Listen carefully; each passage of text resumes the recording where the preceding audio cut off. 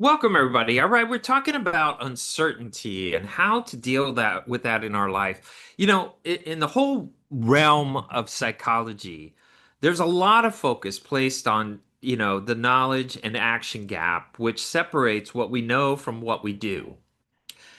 And there's a critical unexplored area that is a question answer gap. And this is where uncertainty is because it is hypothetical, which means that our choices often are most often leaps of faith. Now, a lot of people's psychology is based on fear. And when we fear things, we anticipate. And when we anticipate, we start predicting and we start calculating and we start looking at the worst possible outcomes. And we spend so much time on the fear that we prevent ourselves oftentimes from taking a leap of faith. That's called procrastination. That's also called depression and anxiety. So the biggest deal is uncertainty and how we deal with uncertainty, the unknown. You know, marking the distance between the questions we pose and the answers we seek. And the deal is that we do not control the outcome.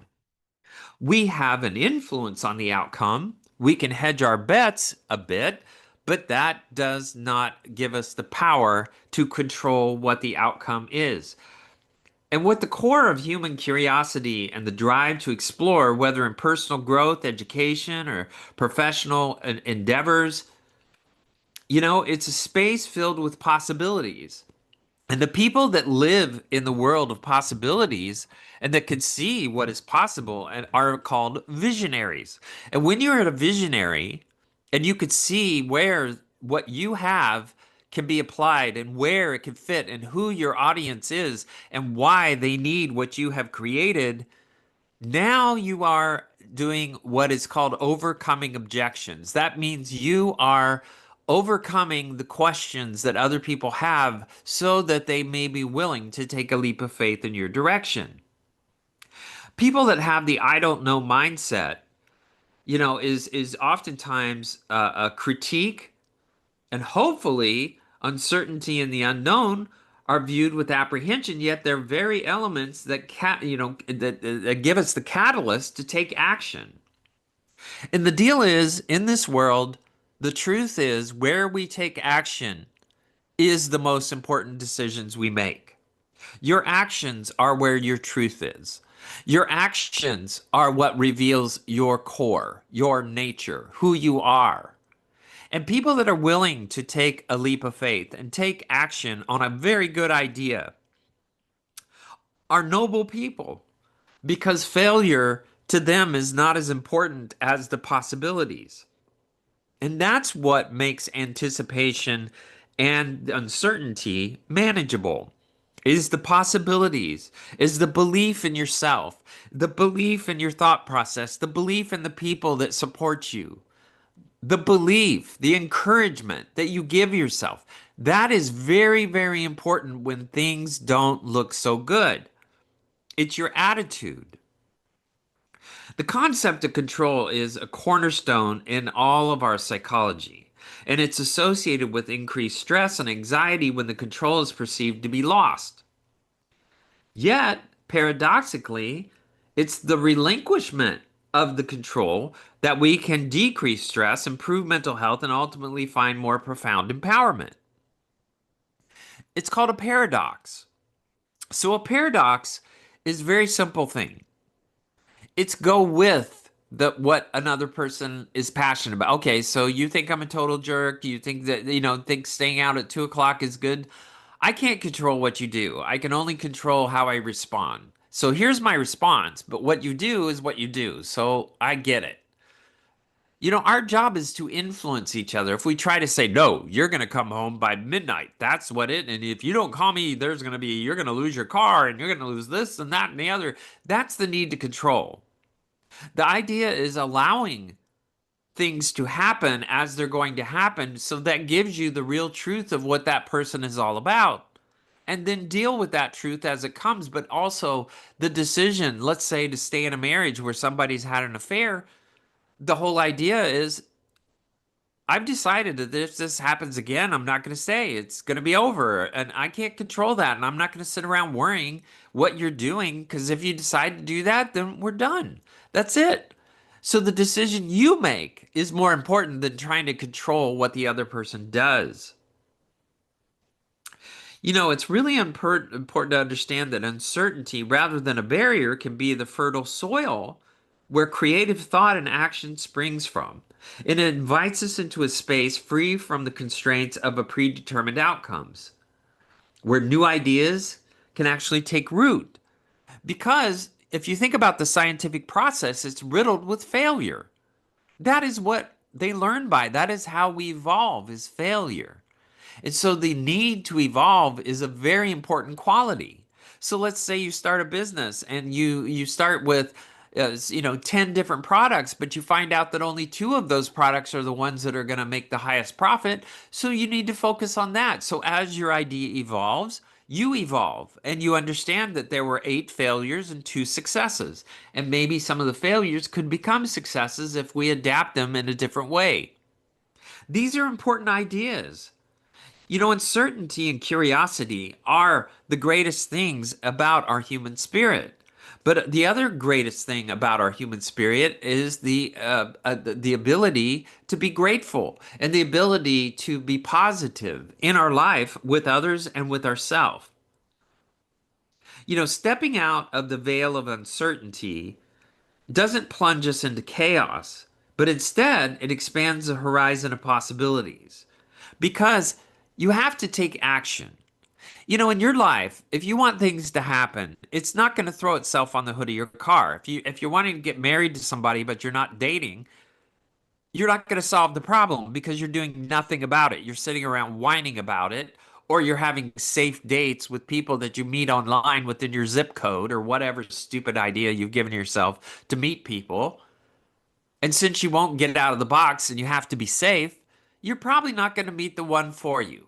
You're probably going to meet the one that will help you in the moment breed and create children or whatever, but it's probably not going to be the love of your life. If you want the love of your life, you're going to have to go out in the world because the way people meet each other, the way people work together, the way people make relationships is they see each other at their best. And when you see someone at their best, that is very attractive. That's very sexy. That's when you're going to meet the person that you want in your life, when they see you at your best. Embracing uncertainty opens up a landscape of potential paths, and each one invites exploration and growth. It's kind of like this. If you're going to go to college, let's say, and you decide you want a business degree, so that can get you into college. So you get into college on a business degree, but you might, throughout the 4 years of college, end up walking out with a music degree. Does that make sense? No. How you got there makes sense? No. But that is what it took to get you to where you needed to go to find out who you are and what you're all about. Cultivating curiosity allows for an exploratory engagement in the world, inviting a whole tapestry of experiences and learning. And that builds a body of life. That builds our wisdom. That builds our opportunities. That creates momentum for all of us. It's wisdom in motion. Uncertainty is a great thing, but it's not a great thing if you're a fear-based person, if you are a failure-based person, if you're a person that does not want to fail, if you're a person that is a perfectionist. Uncertainty is horrible torture for these kind of people. But if you could throw out the idea that you are not God and the world is not going to write itself to your desires, that what you have to do is influence the world with your ideas, with your passions, with your purpose. That's a very important thing. You have to have a resilient relationship with failure and uncertainty. It's essential for personal growth. But people that require safety in life are going to have a real problem with resiliency. People are way too safe. If you think about it, if you go to a third world country, you're probably not going to find a lot of depression and anxiety. Why? They can't afford it because they have to survive. And if you have to survive, you have to be resilient. and you can't afford to be sitting around feeling sorry for yourself. But people that live in first world countries and all their wonderful comforts and all their let's have this for dinner and all their very specific ideas, let's go to this on vacation and let's take our yacht to here and let's take the airplane to there and let's go to here. People that live with security are always looking for safety. You're supposed to be looking for survival, which is uncertainty. That is what makes us alive. People that cope with life, their goal is safety. The people that live life, their goal is uncertainty and evolving with uncertainty and learning from uncertainty because uncertainty is where we are at our best. That's why we like sports, by the way. That's why a lot of people like sports because they'll do anything to watch a football game or whatever because the sports event is uncertain. You don't know how these players are going to come together. You don't know how these teams are going to work together. You don't know what kind of strategies they're going to do, but they're always evolving. They're evolving with the game as it's being played. And that's the exciting part of it is the uncertainty. But when it comes to our own life, we don't play the game. We sit back and watch games, but we don't want to play games. We want everything to be safe. And that is death while you're alive. So, when we become in a chasm of question and answer, and our question and his answer is based on fear, there's a real good chance that we are not going to embrace uncertainty. And uncertainty is inevitable. It is what all of us face in this life. Many of us struggle to cope with it, whether it's political changes, economic instability, personal challenges. Uncertainty triggers anxiety and stress. But why do we crave control so much? And how can we learn to embrace the unknown instead of fearing it? Well, there's a thing called a cognitive bias. And when people have a bias in their brain, what they look for in the 98%, so 100% of the time, they're looking at the 98% and trying to criticize the 98% to get to the 2% that they've labeled. It's like these crazy people in Minneapolis that have decided that ICE is out to capture people and kidnap people and all this stupid stuff that they made up and they've all hyped themselves up over. And what's really crazy is they're out there to get the criminals, to get the people that have illegally immigrated, get the criminals. But instead, people operate off this cognitive bias that they're Hitler and they're it's the Holocaust and they're the Nazis and they have to be killed and we got to go out there and stop them and we got to go blow up their hotels. These people are insane because they live in a cognitive bias based on fear. Fear is crowd thinking. It is group think is what it is. And people that think in fear in a group are very dangerous people because they live in the uncertainty of what the other people might do. And so they calculate what they believe the other people might do based on their bias and what they have decided they're capable of doing. And so, since they're capable of doing that, I'm going to accuse them of doing that. I'm going to act like they are that. They are that awful thing. They are people who kidnap and kill, and they're they cover themselves and they're going out in secret and doing all these horrible things. And that's what they have to live on is that cognitive bias. That unfortunately creates a very, very difficult environment for people to work through uncertainty. Uncertainty, what is beautiful about it is if you're targeted and you're intelligent and you're not operating out of fear, you're going to find that you're going to come up with a lot more answers that are a lot less biased and a lot more objective and a lot more important and a lot more intelligent. So, anxiety and stress is built off of fear about the future and how the future is going to disrupt our lives. And then there's decision paralysis, fear of making the wrong choice that can lead to procrastination and stagnation. And so when people live in that, they lack their intelligence. They lose their prefrontal cortex.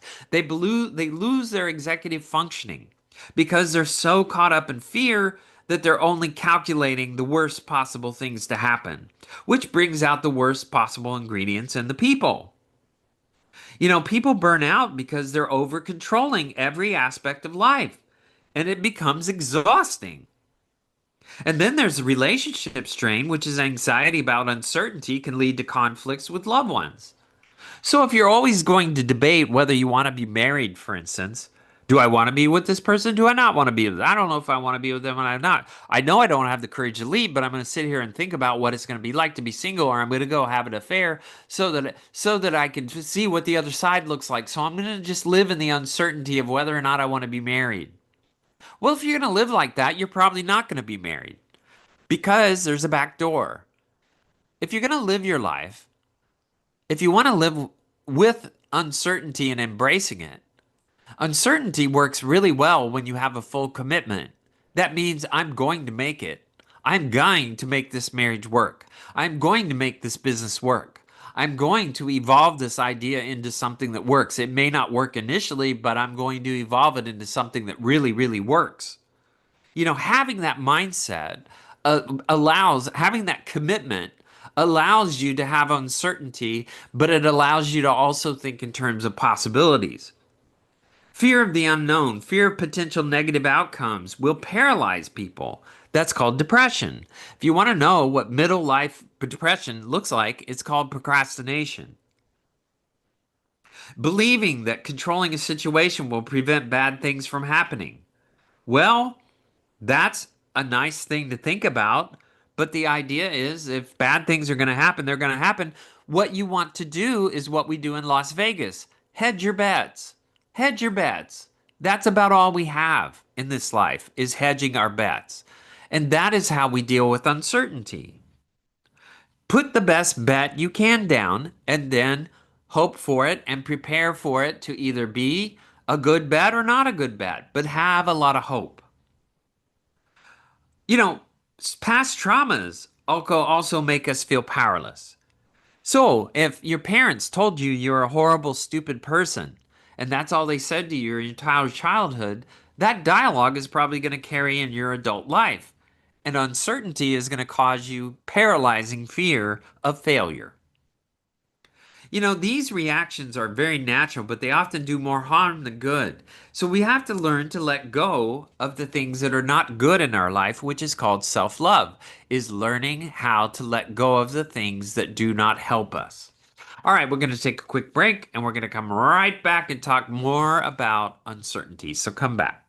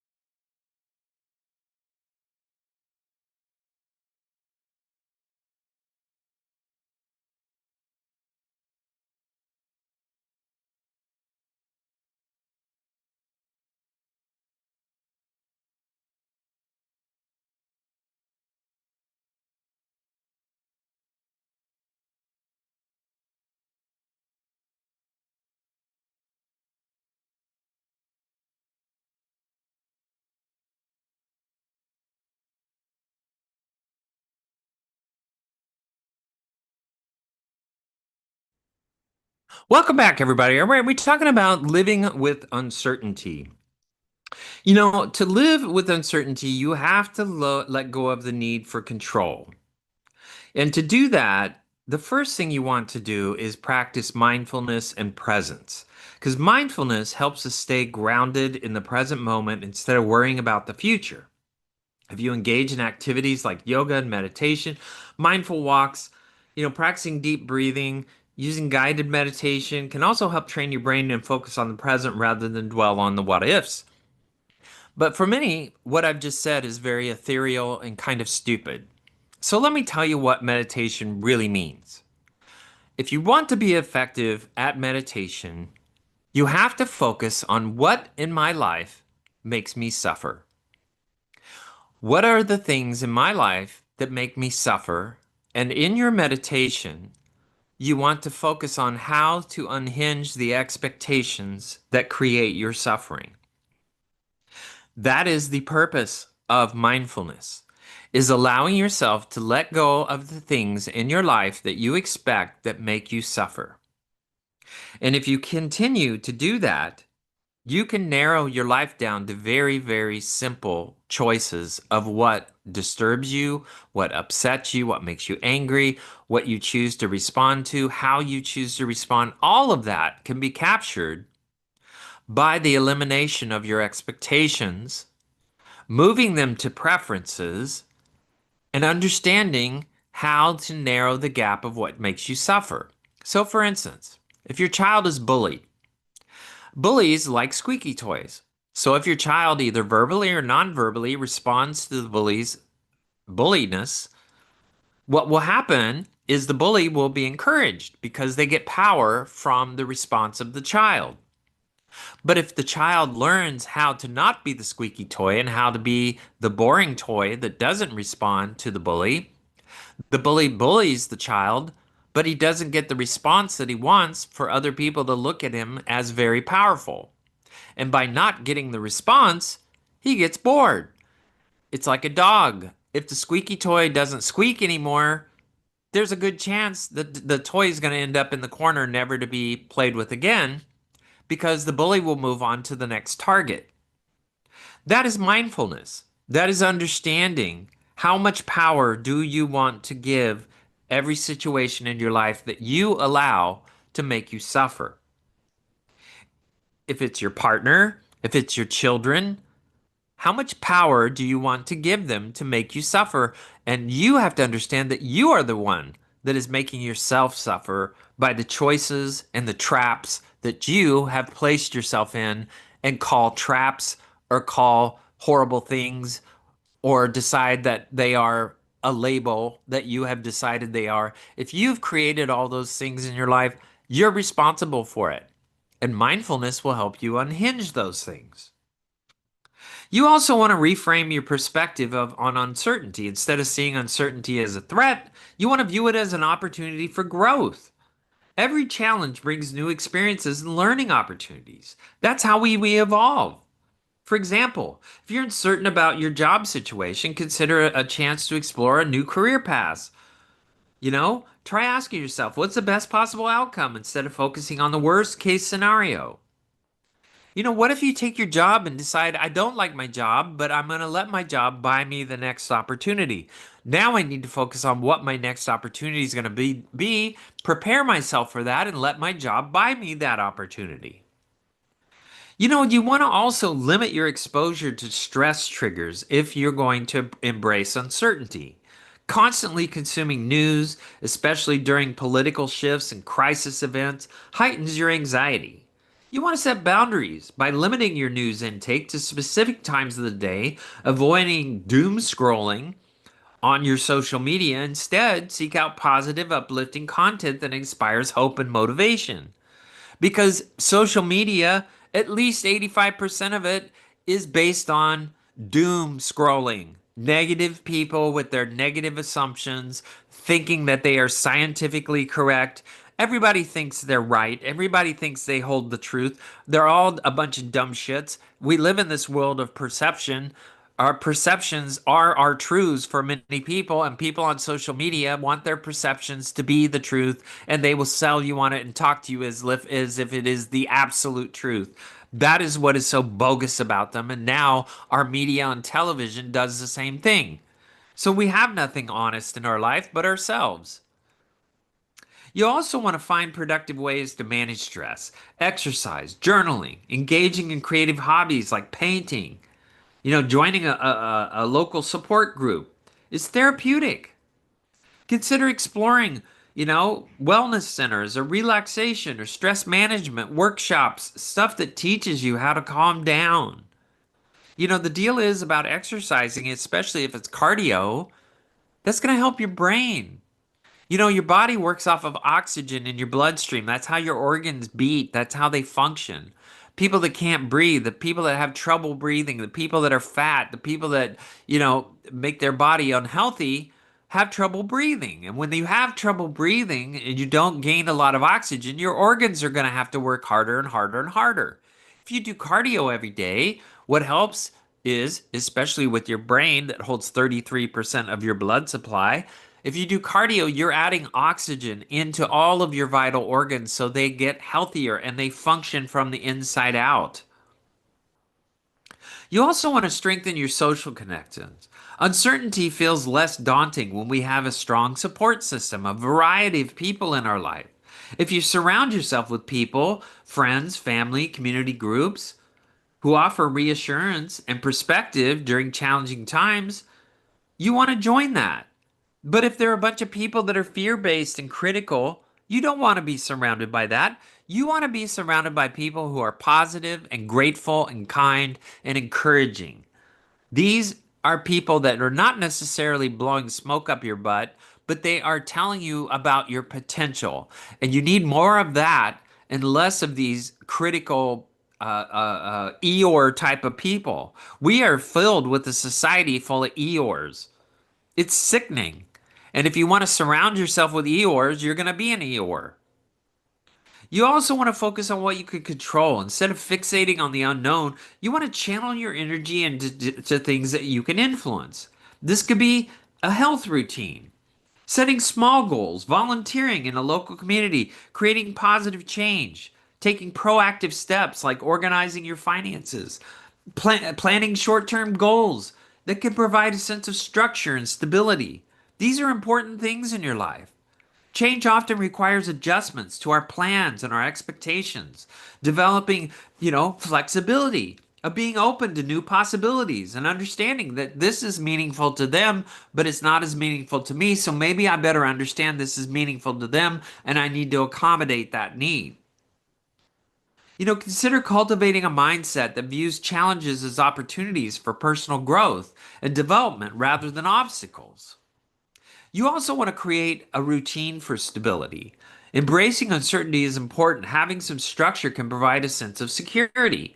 So you want to create habits that keep you grounded, like a morning routine and an exercise, things that anchor you, self care. That is a very important ingredient because filling your tank allows you to fill other people's tanks. Simple routines like a cup of coffee might be a great thing in your life because it gives you a chance to start your day and get grounded. Not like the coffee, by the way. So, you want to set realistic goals if you want to embrace uncertainty. Breaking large challenges into smaller, manageable goals can make uncertainty feel less overwhelming. So you make the small wins. You create a sense of progress and achievement. You reinforce resilient mindsets. You might even keep a journal of your progress and celebrate the victories along the way, not just with yourself, but with others. The other thing is, you're not always the expert, and seeking other people that may be professional or semi professional or just very wise people, you want to get that in your life. If anxiety about uncertainty becomes overwhelming, you want to seek help from other people that can be beneficial. If you have the idea of a new business, but there's parts of a business that you can't do, you want to seek somebody that has that expertise. You may even hire them. That is how you get momentum in your life, possibilities, which comes with uncertainty. There's benefits of letting go of control. It's not about being careless. It's about creating space for growth and joy and possibilities. When we embrace uncertainty, we reduce stress and anxiety. We improve mental clarity and focus because we are more present. We strengthen our problem solving capabilities because we are adapting. We develop deeper, more meaningful relationships because we are more present. We increase our overall well being and our happiness because we are making progress in our lives. If you embrace uncertainty for a healthier life, that is a great thing. It is not the enemy.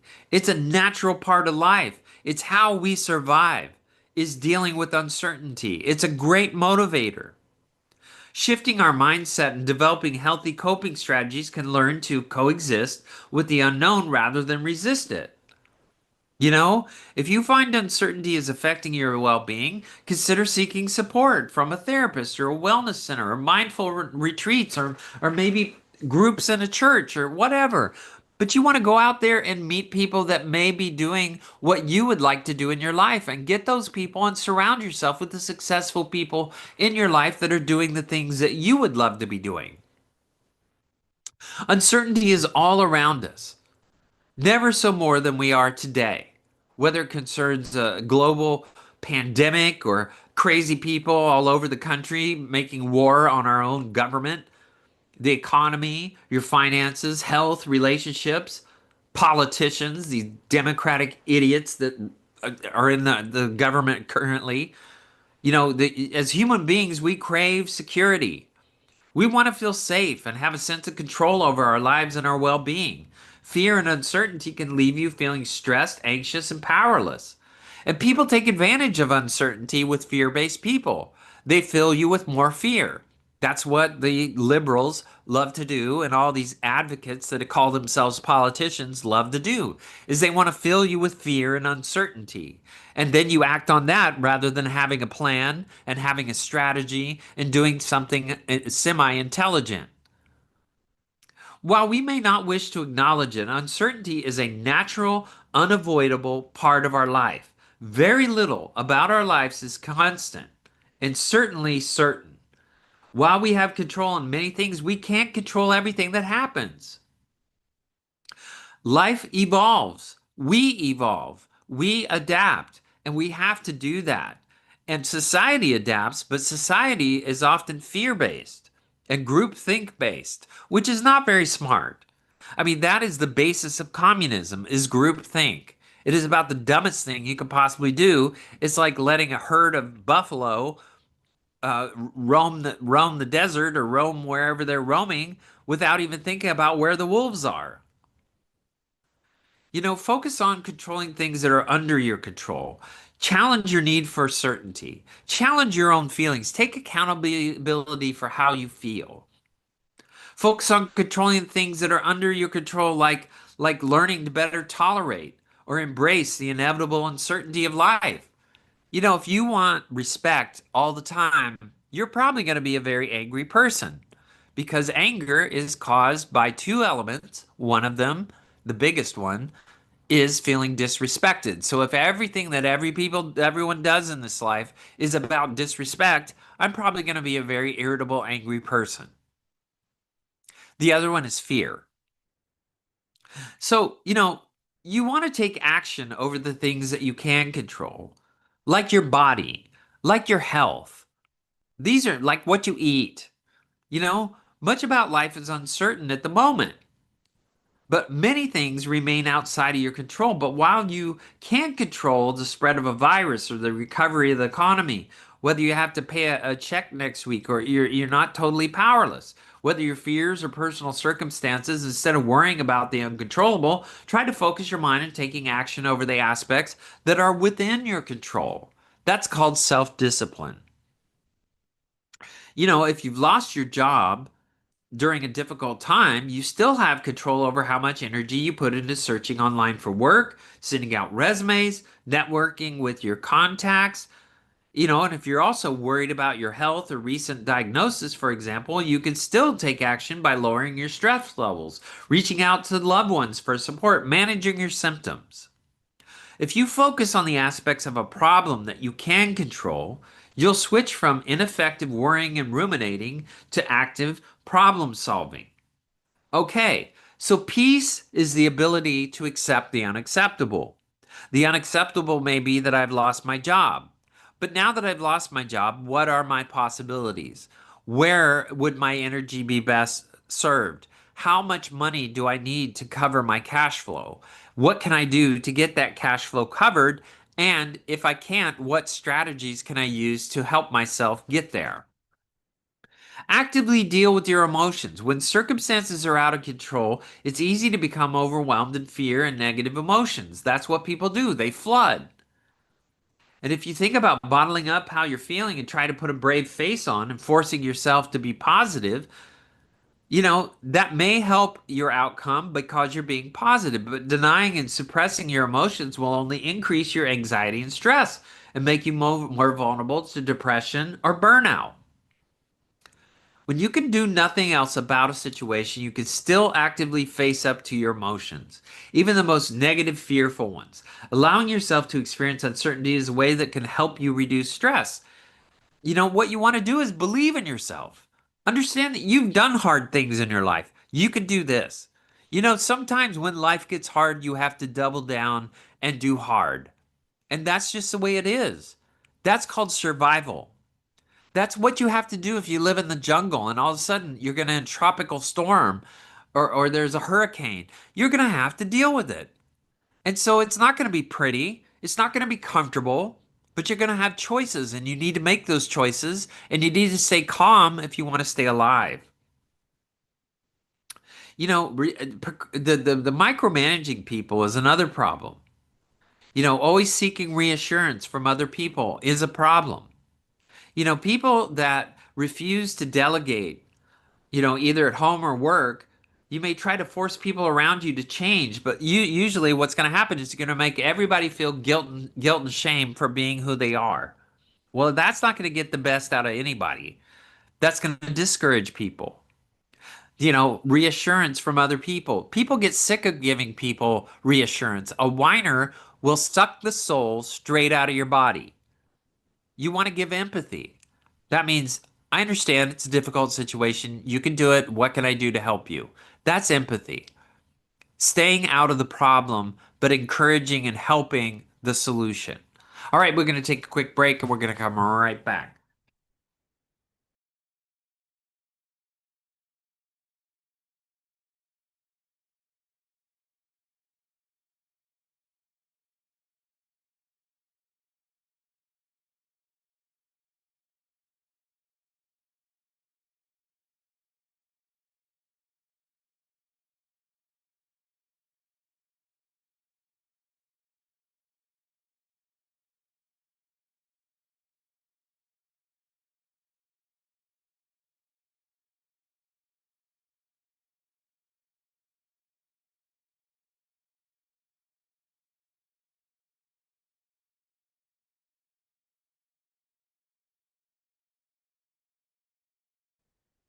Welcome back, everybody. You know, how much can you be absolutely certain about life? Does anyone have a job for life? A guaranteed health? Absolute certainty over what tomorrow will bring? Behaviors like worrying and micromanaging and procrastinating offer illusions, and some have control over a situation, but what do they change in reality? The truth is, no matter how much you try to plan and prepare for every possible outcome, life will find a way to surprise you. All striving for certain really does fuel worry and anxiety. Do you assume bad things will happen just because an outcome is uncertain? What is the likelihood that it will? When you're faced with uncertainty, it's easy to overestimate the likelihood of something bad happening and underestimate your ability to cope if it does. But given that the likelihood of something bad happening is is low, even in these precarious times, it is possible to live with that small chance and focus instead on a more likely outcomes. If you want to ask your friends and family how they cope with uncertainty in specific circumstances, you could do the same. By challenging your need for certainty, you can begin to let go of negative behaviors, reduce stress and worry, and free up time and energy for more practical purposes. That's called intellect, my friends. Uncertainty is a psychological state of not knowing the truth of present or future outcomes. Uncertainty can heighten attention, facilitate learning, motivate effort, serve as effective distraction, heighten your enjoyment of entertainment, increases emotional intensity during, especially desirable for positive outcomes. You have to understand that uncertainty comes with gifts. Instead of quickly wrapping a gift you have received, you can do it very unwrapping a gift. You can do it very slowly by intensifying and prolonging the sense of anticipation and excitement. If you commit to watching new movies and TV programs and reading new books, though watching reruns can be comforting, they're less likely to be as stimulating or thrilling as something new. After learning of an old coworker's divorce, you might have the realization that, that they took their wife for granted or their husband. You know, you have to understand that everything comes with a lesson. It's very important to understand that uncertainty is not the enemy. Certainty is good and comforting, even necessary, but uncertainty is the spice of life, and that is where we are best living. A life that lacks uncertainty is predictable and boring. It's one without surprises, adventure, and mystery, and the existence without excitement and thrill. You have to embrace it and use it for your benefit. What is most important, and I'll say this again, about uncertainty is your commitment to it and your commitment to a possibility. Then there's a thing, epistemic uncertainty that arises from a lack of knowledge about the system or phenomenon of interest. You know, if it's data induced uncertainty, uncertainty induced by decisions made in the selection of data as well as the definition of cleaning and transforming the input and the output variables. This is a very important thing when it comes to sports. This is about, data can help you with uncertainty. Data can help you guide your decisions. It's a good thing. There's another thing called parameter uncertainty. It arises when, model parameter values are specified and there's imprecise knowledge involved and a lack of direct measures.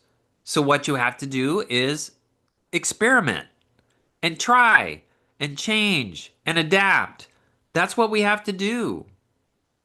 There's also structural uncertainty, and that lacks the exact knowledge about the underlying physics and depends on the ability of representing the real world process. So what we have to do is we have to adapt our models.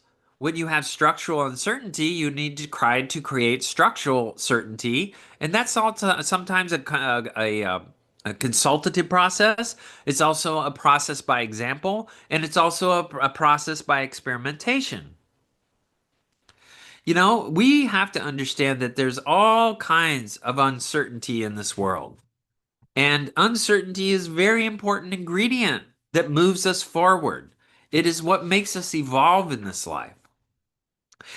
Alfred Hitchcock observed that there is no terror in the bang, only in the anticipation of the bang. A common way to build suspense in a movie scene is for the audience to know something bad is going to happen, but not when it's going to happen. But how does uncertainty work to ratchet up our anxiety? It's very important to understand that not knowing when something will happen can cause anxiety. But until now, we didn't have any idea why. The first step in addressing this problem is being more precise about what we define as uncertainty. And so, understanding that is depending on how the scenario is set up, there could be big differences in the perception of hazard at different times, even if the probability of a bad thing can happen is the same. For example, if there is a 10-second countdown to an electric shock, the hazard rate is low until the countdown ends. But if the shock could occur at any time in those 10 seconds, the hazard rate should go up. If something is going to happen as time goes on, the hazard rate goes up because it didn't happen earlier. So the hazard rate is always going to be higher if you don't know when it's going to happen. And that's uncertainty.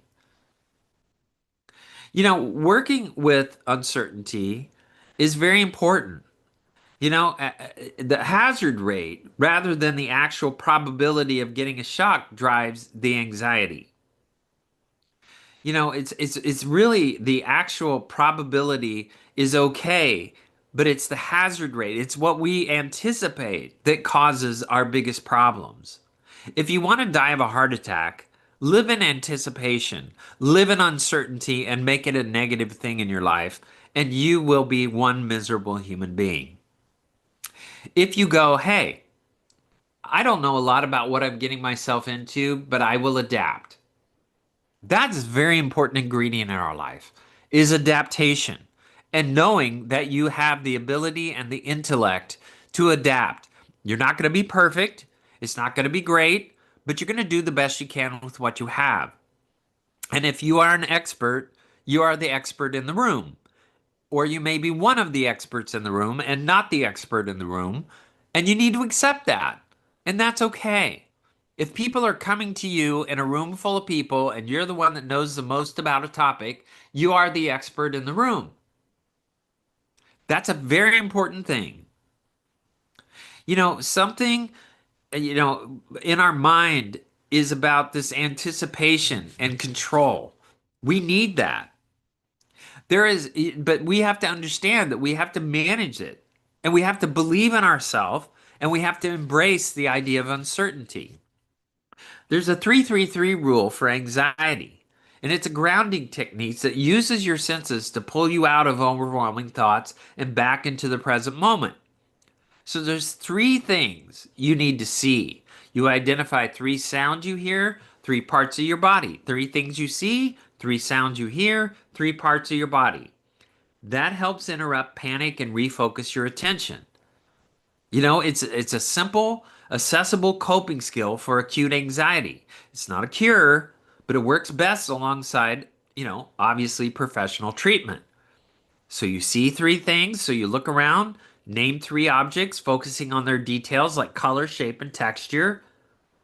Hear three things, listen for three distinct sounds, near or far, and then you move three things. Physically move three parts of your body. Wiggle your fingers, rotate your wrist, tap your foot.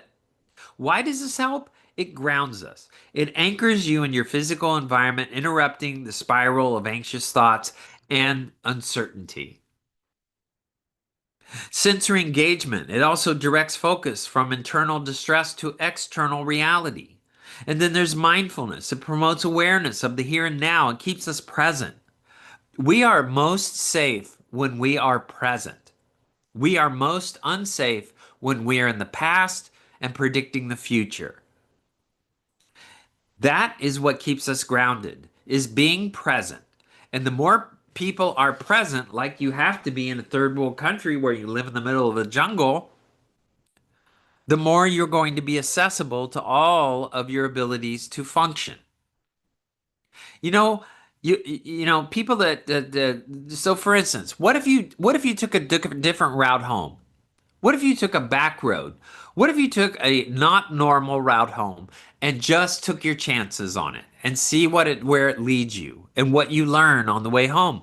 You may now have something to talk about with your spouse that you saw a neighborhood that you never seen before. You saw people you never saw before. You saw a part of the city you never seen before. You witnessed things you've never experienced before. Decisions have a lot to do with how we function in life. And if we embrace uncertainty, what we do is we embrace life.